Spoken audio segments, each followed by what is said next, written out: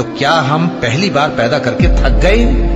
نہیں، بلکہ یہ اثر نو پیدا کرنے کے بارے میں شک میں پڑے ہوئے ہیں۔ اور ہم ہی نے انسان کو پیدا کیا ہے، اور جو خیالات اس کے دل میں گزرتے ہیں ہم ان کو جانتے ہیں، اور ہم تو رگے جان سے بھی زیادہ اس کے قریب ہیں۔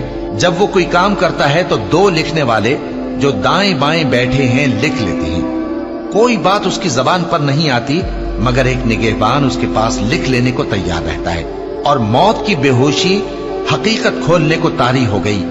اے انسان، یہی وہ حالت ہے جس سے تو بھاگتا تھا، اور سور پھونکا جائے گا، یہی عذاب کی دھمکی کا دن ہے۔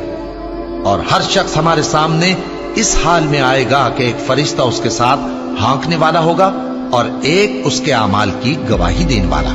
یہ وہ دن ہے کہ اس سے تو غافل ہو رہا تھا، اب ہم نے تجھ پر سے پردہ اٹھا دیا تو آج تیری نگاہ تیز ہے۔ اور اس کا ہم نشیں فرشتہ کہے گا کہ یہ اعمال نامہ میرے پاس تیار ہے۔ حکم ہوگا کہ ہر سرکش ناشکرے کو دوزخ میں ڈال دو، جو مال میں بخل کرنے والا، حد سے بڑھنے والا، شبہ نکالنے والا تھا، جس نے اللہ کے ساتھ اور معبود مقرر کر رکھے تھے، تو اس کو سخت عذاب میں ڈال دو۔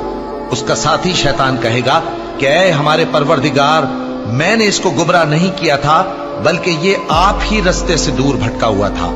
اللہ کہے گا کہ میرے حضور میں رد و قد نہ کرو، میں تمہارے پاس پہلے ہی عذاب کی وعید بھیج چکا تھا۔ میرے ہاں بات بدلہ نہیں کرتی، اور میں بندوں پر ظلم کرنے والا نہیں۔